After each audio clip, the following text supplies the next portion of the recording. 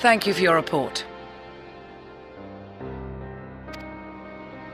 We shall inform the troops of these developments and instruct them to proceed with the utmost caution should they encounter any survivors.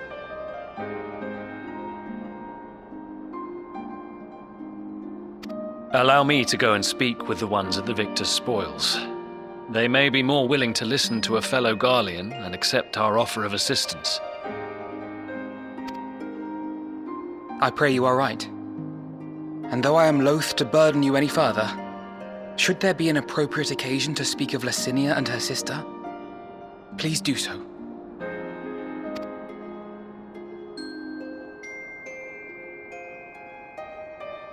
I am sorry to have put you through this.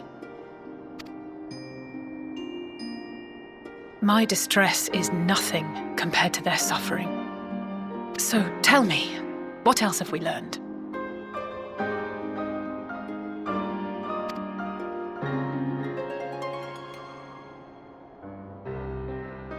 As you may have already heard, we have succeeded in curing the members of the Populares, Maxima identified.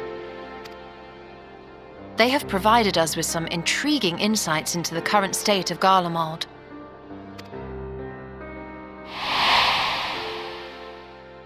The assassination of Emperor Varus was the catalyst for the civil war.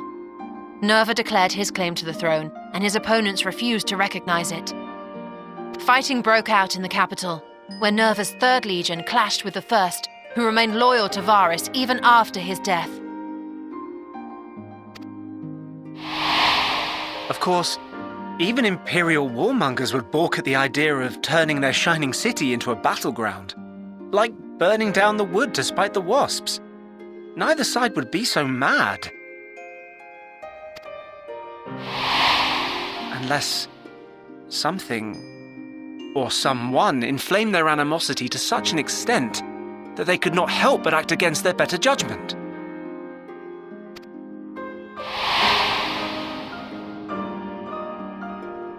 It brings to mind events at the Gimlet Dark, does it not?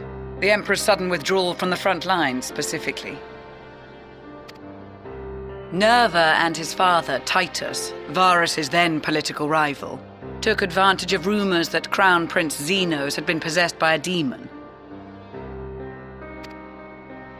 Elidibus, what better way to disparage your enemies than with the truth, or a close enough approximation? Indeed. But before their accusations could be substantiated, many of Titus's followers were silenced. While some were merely stripped of their status, others died under curious circumstances. One after another, suddenly and suspiciously. Again, Elidibus. Like as not, he had a hand in it. No evidence was found to implicate Varus, certainly. Nevertheless, Titus, Nerva, and the Third Legion would have judged it a brazen attempt by the Emperor to rid himself of his political enemies. And then, in the midst of this growing turmoil, Varus Sosgalvis is murdered.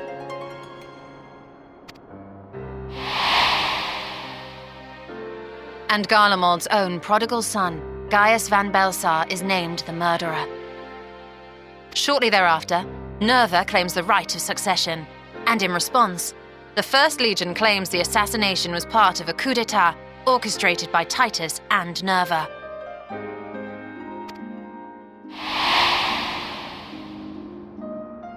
So no one is at fault, and everyone else is to blame.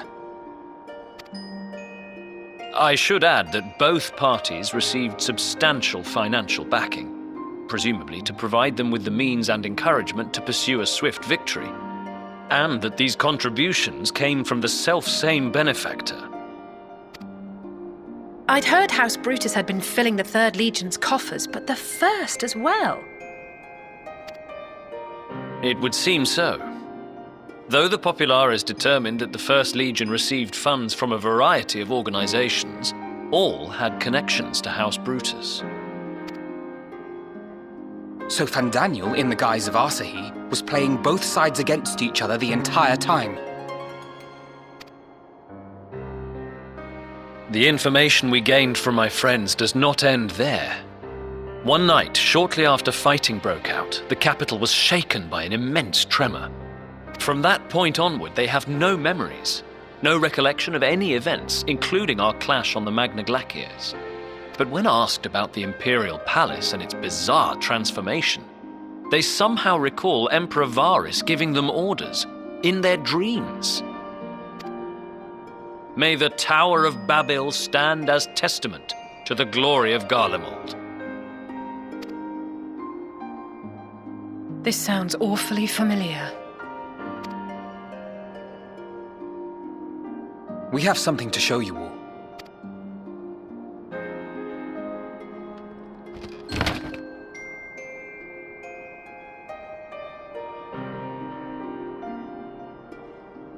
Varys spoke to them through this radio. Perhaps it was a recording, but if not, that would be inexplicable.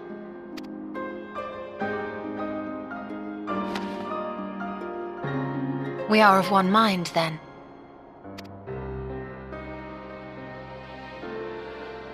The ether that permeates the ore used in this device is almost identical to that of the talismans. I see it. While it is likely more by coincidence than design, these devices might also ward against a primal's influence.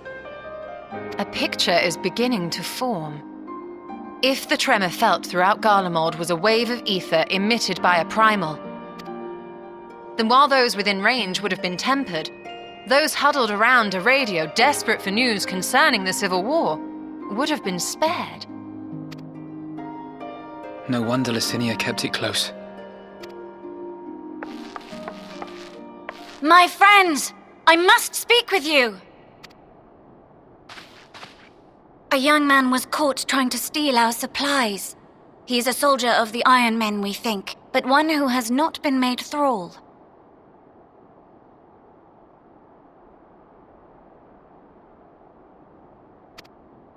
Thankfully, Magni restrained him before blood was spilled. The stranger is outside, if you wish to ask him questions. I think we do.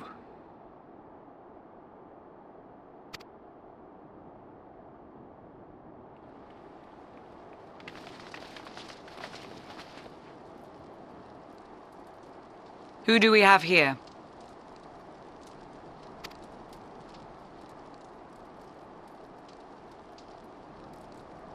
Garleans?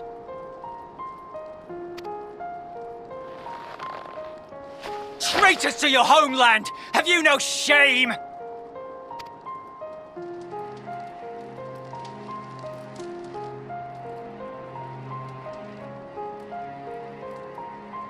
I am Lucia Junius, a Temple Knight of Ishgard.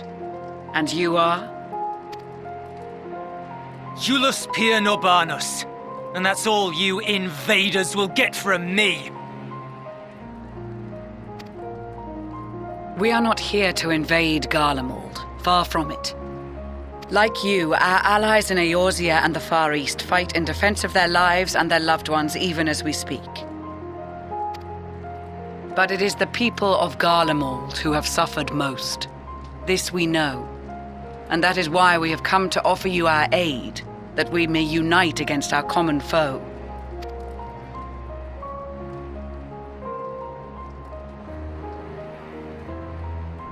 Whether you believe me or not, those are the facts. Now, answer me this.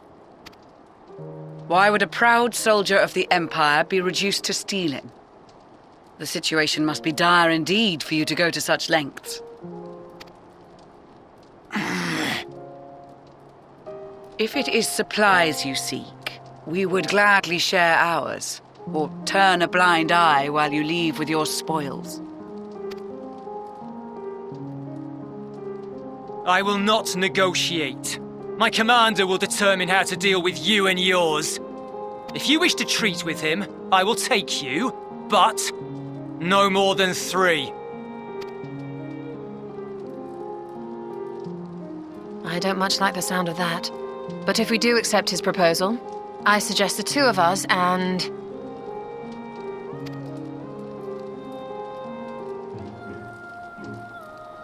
Please allow me and Alisaie to act as envoys.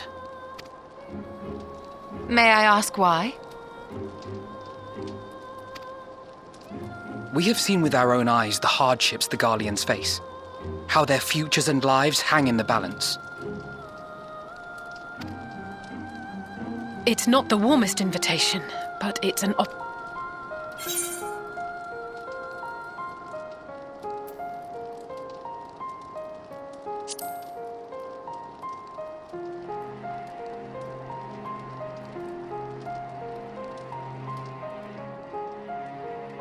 I can see that persuading you otherwise is a lost cause, but you will proceed with the utmost care.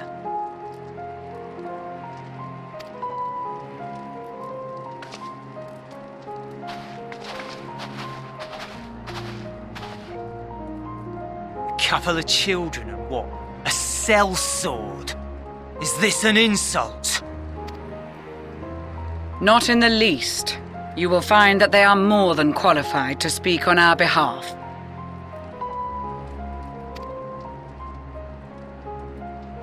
There are many dangers on the road ahead. I will need that back.